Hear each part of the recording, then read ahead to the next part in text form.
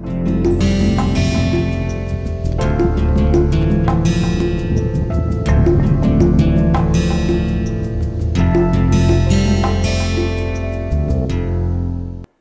hi, welcome back to NPTEL MOOCs course on developing soft skills and personality. This is the 8th week, the last week of this course, and this is module number 1, lecture number 43. This week I am going to start with presentation skills. Most of you have been eagerly awaiting for these modules which are on presentation skills, and I am going to start with the most important thing, which is not letting you become a good professional presenter, that is overcoming fear and how to develop confidence in terms of public speaking as well as presentation skills. Now, before I start, let us take a quick review of what I did in the previous lecture. In the previous lecture, I focused on body language for interviews. I started by saying that body language for group discussions are similar to the ones we studied for interviews, such as your appearance, your attitude, personality and positive outlook. They are all important as far as interviews are also concerned. Dress, topmost important aspect of body language, and then I discussed about various do's and don'ts you should do in terms of dress. The most conservative and the less decorative is the one that will be most appealing. Handshake should be firm handshake, neither this the dead fish or nor this knuckle grinding handshake. And body language in terms of posture, in terms of maintaining eye contact, etc., should be perfect. Enthusiasm, just like interview, should be maintained from the beginning till the end. I also discussed various aspects and components of group discussion, which are again related to interviews. In this case, I told you that the topmost qualities which are all related to body language and soft skills in interviews, or except maybe 2, 3. So, the maximum topmost skills such as leadership, such as personality, so they are all related to body language and soft skills. And even the evaluation criteria which I discussed, I try to highlight to you the fact that they are actually based 75% on soft skills and body language, only 25% is the weightage is given to subject knowledge. So, later I progress to discuss with you the don'ts and do's you should keep in mind. Particularly, what should you not be doing? You should not be anxious in order to talk too much, or you should not become nervous and talk too little. You should not show aggressive behavior. You should also not use any arrogant gestures. No distractive body language such as biting nails, picking nose, shaking legs, or even playing with pen, playing with button, playing with hair. Okay. All these things which are distractive should be completely avoided. In terms of do's, maintaining eye contact is very powerful, effective. Even if there are many people in the group, it has to be done in a kind of uniform manner. You have to alter the eye contact, especially when you talk to people. Using eye contact, you can also show that you are appreciating somebody, you are in approval of some ideas, combined with smiling, and then you should also try to remain cheerful throughout. In the entire GD, try to use gestures which are open, particularly the open palm gestures indicate that you are a very frank and honest and open-minded person.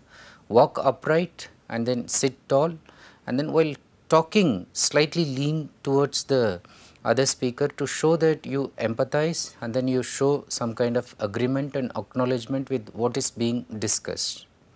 Occasional nodding to show agreement will also make you a very likable person in both GDs as well as in interviews. Okay. Now, I told you that at the end of both the discussion on interview as well as on GD, both of these activities are done, conducted, performed in order to select you for a post. Maybe it is the first post that you want, or maybe it could be a post that you want at a higher position. Now, in both cases, the most important point you should keep in your mind is that Do not develop body language overnight. Even thinking that you will develop overnight is a faulty misconception. And then the post that you need demands certain kind of body language, demands certain kind of refinement in the way you present yourselves. So, you need to assume those qualities, imbibe them in your body language, and you assume the personality needed for the job even before getting the job. So, that way you are prepared and you show your preparedness, and the people either in the interview or in the group discussion panels, they will be very impressed and they will be compelled to select you. So, with those tips I concluded the previous lecture. Now, in this one, let us look at the next important aspect of developing your personality using soft skills as well as body language, is with regard to public speaking skills, presentation skills, okay, and to be precise, oral presentation skills. But the most important thing for all of you is that you are afraid of giving even small presentations. How can you overcome this fear in oral presentation? Many of you would speak effortlessly in informal situations. For example, in the canteen, if you are supposed to give a talk, you can give a talk. In a party where you know all the people, most of them are your friends, relatives, or people whom you like, and then you chat freely, you give a review of a movie you have seen, you speak for hours together effortlessly, even without even proper planning, you are able to give such wonderful talks. But you can do that for hours, but I ask you to give a 10-minute presentation before an audience of 50 or 100 people, even they are your classmates or your colleagues, will you be able to do that? Now, most of the people in informal situations, they do not think about it and then they talk fearlessly. But when they are asked to give a presentation in public before people, they turn out to be a jelly. They just shrink and then they are so afraid of facing the public. Most of the times when you become a professional, you will be asked to give oral presentation of a report or oral presentation of a proposal. Now, most of the times you will be marketing a product, or you will be describing a new business proposal, or you will be describing something about what you have done in your life and career, what you have done in developing a lab, what you have done in conducting an experiment, what you have done in doing a project. So, in all these cases you are supposed to give a small presentation. Now, in modern times you are allowed to give this using a PowerPoint presentation. Those days we were using blackboard. Nowadays you have the whiteboard, and even in which you can still use the board. Overhead projectors are used in some old institutions, in some places till now, but then it is completely replaced by PowerPoint presentation today. There are other speakers who are very good in using just handouts or handwritten notes. They have the so called cue cards, small cards, they note the keywords and then they are able to give very good oral presentation. So, oral presentation is all about that you have done something and then you have to just give briefly about what you have done, maybe 6 months, maybe even if you are doing a PhD, you have done it for 4 years to 6 years, and then finally you have to give this oral presentation about what you have done for this much time. But having done this much, why are you so afraid? And even for a simple talk, why are you so afraid? Why are you afraid of facing the public? Some people think that it is because if you have to give a speech in English, you are from Hindi or you are from Marathi or you are from any other medium other than English. So, you have the fear that because I do not speak this language, I may commit lot of mistakes. But the fact is, not only for an Indian Hindi speaker, but also for an American, the greatest fear is public speaking. Many people will avoid public speaking, and even it says that their fear for certain other things which we normally think should come before public speaking, actually they come after. When you are asked to give an oral presentation, which is a formal act of public speaking with a definitive communicative purpose in mind. Sometimes in public speaking, the communicative purpose is not very clear. So, the politician comes and talks, sometimes says against some party or tries to project something, but in oral presentation the purpose is very clear. So, you give a proposal and then you get some fund, you give a presentation and then there are people to assess you and give you some degree or give you some grades. Now, in such case the fear, so there is this fear that chokes your throat, even sometimes you feel words are not coming out, you sweat, so hand is becoming wet and then it is becoming like a dead fish, and then you feel that the heartbeat is increasing and then the entire body is becoming shaky, it is very nervous. So, the legs are not standing firm, you feel like fainting, okay, and you are afraid that anytime you may faint before others and it will look like a public shame, and the legs get wobbly, so they are not able to stand firm. Now, why it is happening, and then why is this fear only for you or is that felt by so many other people? As I said, even for somebody who speaks English like an American, public speaking is a fear that is on the top. So, there is a book called the Book of Liz. So, in the Book of Liz, the book lists the greatest fear, okay, and of the greatest fears that people have, speaking before a group is the number one fear of Americans, and you will be even surprised to know that death comes in 7th.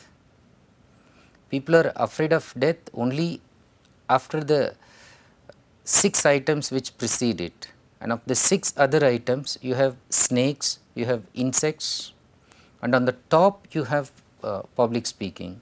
So, even for a native speaker, so the fear is there in terms of public speaking. So, it is irrespective of any language. So, language is not the actual barrier. Most of you think that language is the problem, that is why you are afraid of giving talk. That is not the problem. The problem is in your mind, in your psyche, in your thinking. So, why do people fear? The first primary reason is that people fear humiliation, that I will be made fun of, I will be put to shame when I commit a mistake, when I make some grammatical errors, people will laugh at me. So, I am such a big fellow, I have created such a terrific impression about me, but when I go wrong in that pronunciation, will not people make fun of me? And if I go wrong in that fact and people will criticize me, okay, and then where is my respect, where is my ego? So, I cannot face them after that. So, this is fearing humiliation, that you will be ashamed in public. The next reason for the fear is unfamiliarity with the situation. You speak with people, you express your ideas, but in small group. On phone you have no problem.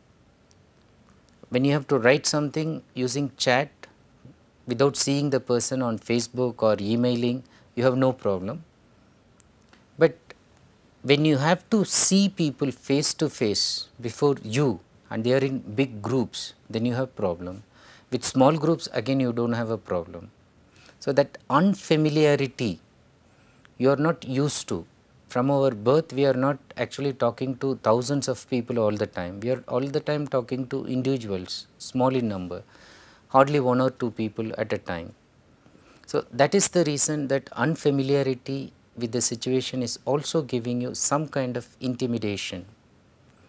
And then there is another thing that is a psychological misperception in most human beings who fear public speaking, is that the sense of nagging sense of uncertainty, that something would go wrong. So, if I give a talk, that mic will not work. So, my PowerPoint will not work, something will go wrong if I give the talk. So, why should I give that? So, I am not good at doing that, I am not lucky in giving good talks. So, these are mind prohibiting thoughts, and then I will tell you how you can overcome these ones. This fear is called as stage fright. Okay. So, this is not only to do with people who are going to give a talk, but anybody who has to come and perform on the stage, be it a dancer, be it an actor. The famous Shakespearean actor Laurence Olivier, when he was giving maybe his 1000th performance or so of Shakespearean play Hamlet, so people asked him, one of the interviewers, he asked him like whether he was having fear. He said, of course yes, but those are in the initial moments. Okay.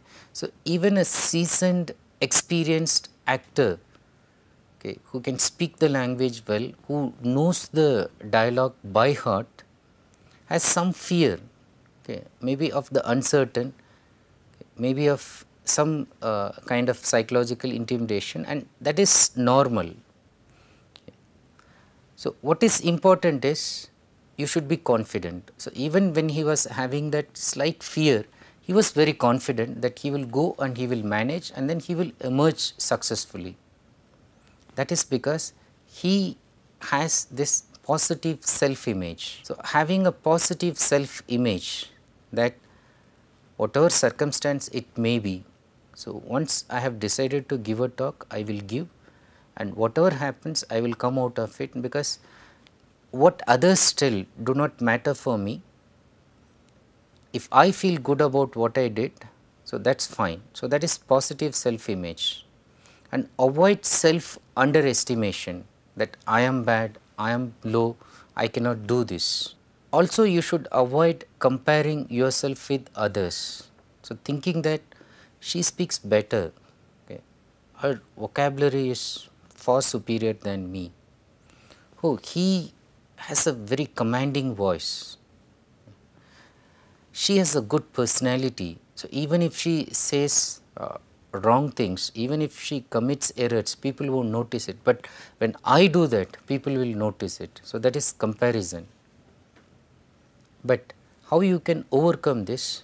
If you are determined to do something about this fear, that whatever happens I am going to master this, okay, and I will do something little bit each day to overcome this fear.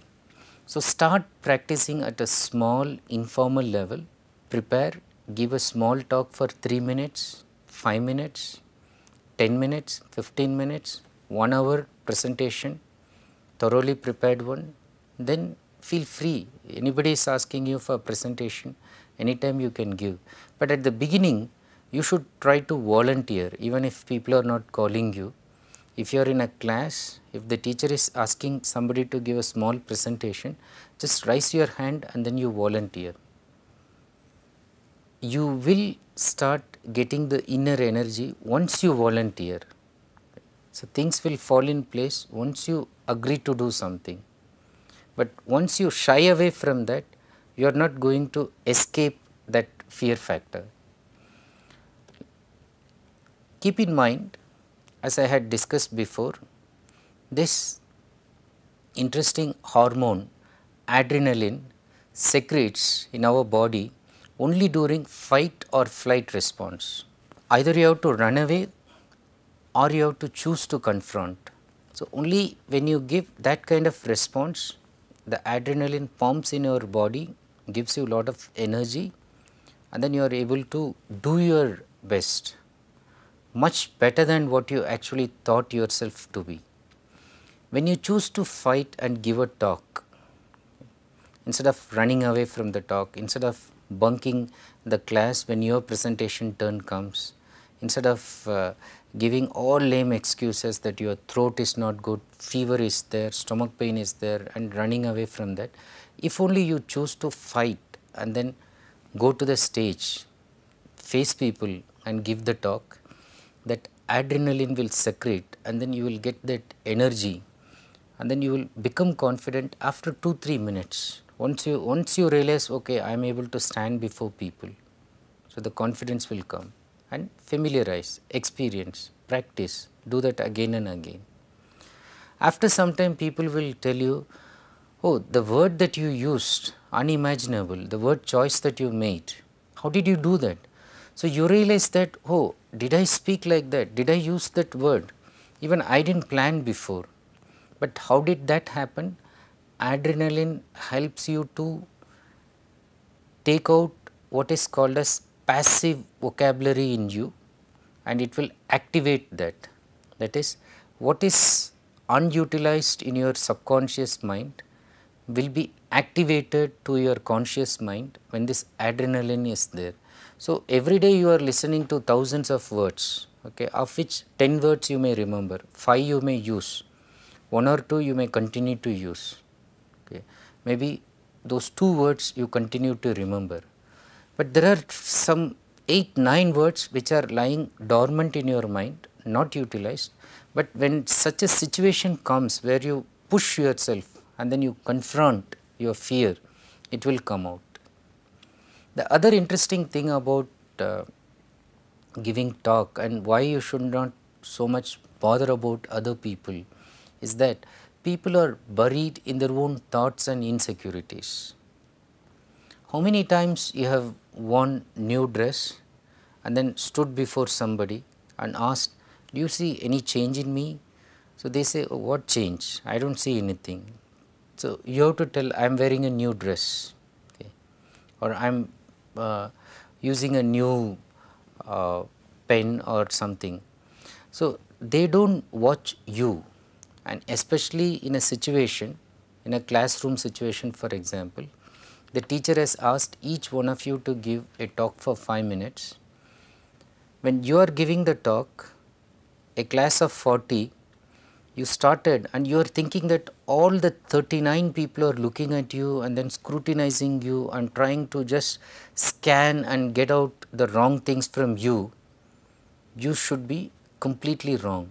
You must realize the fact that they are all absorbed in their own thoughts. Some of them are not actually even bothering to listen to you. They are just creating a post that they are looking at you, but they actually don't listen, they just hear.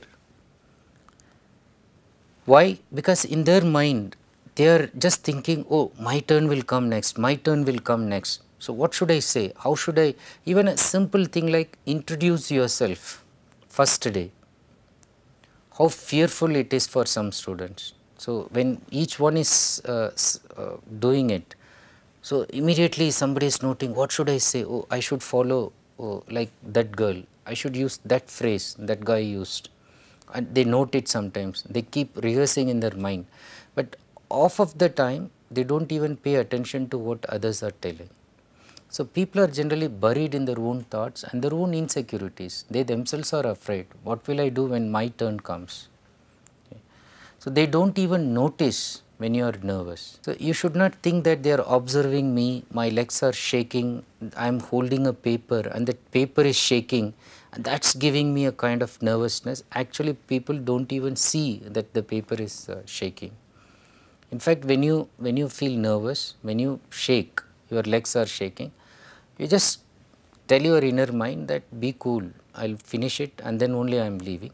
So you finish it and then go and ask some of your friends, did you see that I was shaking little bit? Almost all of them will tell you that we never saw that, you are so confident. Okay. So try that. And there are 3 secrets to banishing your fear. If you are really serious about banishing, abandoning, throwing that completely out of your mind, out of your dictionary, out of your vocabulary, the first and foremost thing for which nobody else can help you, only you can do about it, is know your subject. When I say know your subject, it means know your subject thoroughly. The famous writer Mark Twain, so he was asked to give an impromptu speech. Impromptu speech is just you come and give a talk without any preparation. He said he needs at least a week's time to give the talk. So people are quite surprised. For an impromptu, you need this much time. Any talk that you give, if you know the subject thoroughly, confidence will come automatically. Okay. Knowing the subject thoroughly and reading it again and again, memorizing, taking notes, keeping notes in your hand just in case you forget. So, that is going to give you utmost confidence. And then the next one is close to knowing that, it is believing in your subject. So, you are asked to give a talk about, let us say, global warming, climate change, and then you prepared thoroughly all scientific facts, all facts which are available, but actually you feel that you do not believe in that. Okay.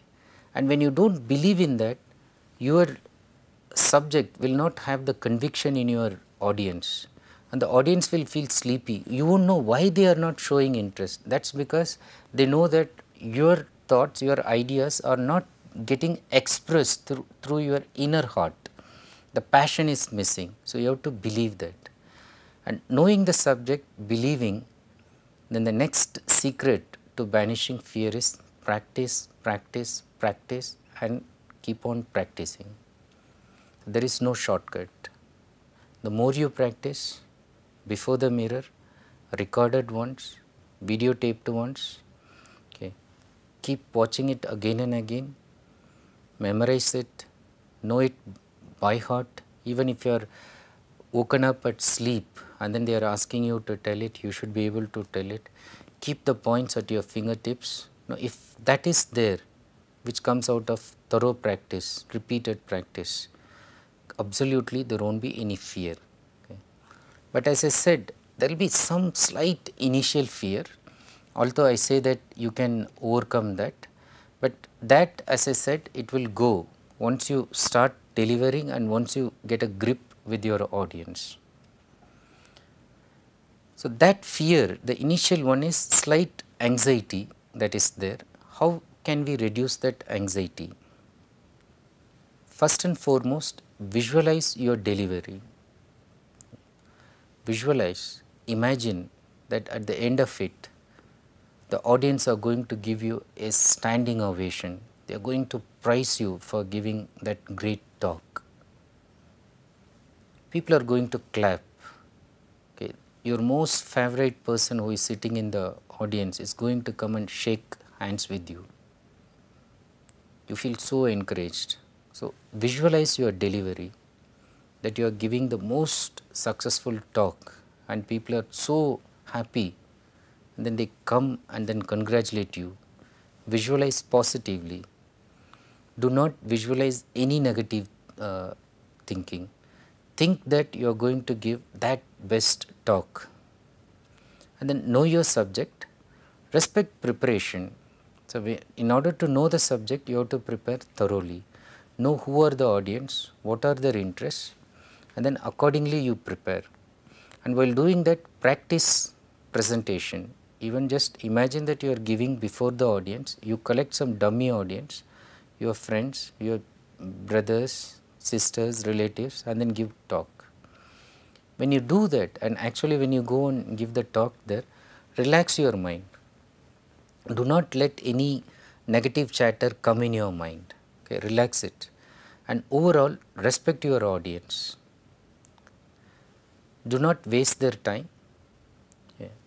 Just whatever you say should be interesting. Even a single word should not be wasted in your presentation, and the audience should feel like coming and listening to you again and again. So, that happens only when you are thoroughly prepared and when you care for the audience, their time, and you realize that their time is precious, and if something they can get from Wikipedia, so why should they come to you? And they should realize that if I go to this person, I know that this person is respecting my time, and then even if I spend 10 hours reading something, I can get from this person in just 10 minutes. So, if I go, time is gained, not wasted, and so much time is gained. So, if you can give that guarantee, So, you will become a very successful and popular speaker. Now, having said this, when you have overcome the fear slowly, preparation, practice, knowing the subject and handling the fear by visualizing, the next stage is mustering up courage, developing courage. You will build up confidence by remembering that you are presenting to your friends. Okay. Most of the times people know that it is difficult for all of them, and they will be very happy if you are giving the presentation instead of forcing them to do that. So, if the teacher has selected you, they are happy that the teacher has spared others. So, they are happy you are doing it, and in class you are actually presenting to your friends, they are not enemies. Except in rare unknown situations, there may be one or two people who act like your enemies, or who hate you, they do not like you, they are bent on asking troublesome questions when you give the talk. Now, those people can be handled if only you know for sure that you have prepared thoroughly and nobody can catch you. So, that is where thorough preparation comes for your help, but otherwise you are presenting before the friends and you know that you are all in this together, you are all sailing on the same boat, and as long as you prepare properly, your examiners, whether it is PhD Viva, MTech thesis presentation, BTech presentation, whatever presentation you give, they will realize this from your performance and reward you accordingly. And if at all you feel choked, so you take 1 or 2 minutes and then breathe deeply. Okay. They also say that before interview, before public speaking, this rowing technique also helps. Okay. As if you are rowing, so you are just rowing a boat, you are just inhaling and exhaling. Some people even in 3 times deep inhaling and exhaling, they feel free. Some people need 5 times, 10 times, do the time you require, but breathe deeply. So, that actually will unnerve your anxiety. And as I was telling before, the first few minutes are the worst if it is a long talk.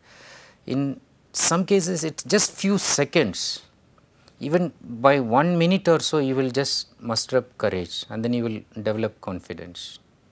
So, once you develop confidence, then you are now prepared for giving a professional talk.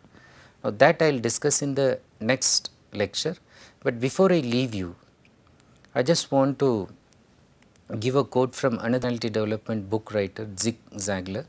So, he gives an interesting interpretation about fear. He says, fear has 2 meanings. One is forget everything and run, forget everything and run, that is running away from this situation, not giving the talk at all, or face everything and rise. Okay. And if you are a leader in GD, you will rise. If you are really born to change people using public speaking, you will again rise. So, you have to decide whether you want to run or rise, the choice is yours. I hope you will decide to rise, and with best wishes for you to rise in your career, in your life, I end this lecture. Thank you for watching this video. See you in the next lecture. Have a nice day.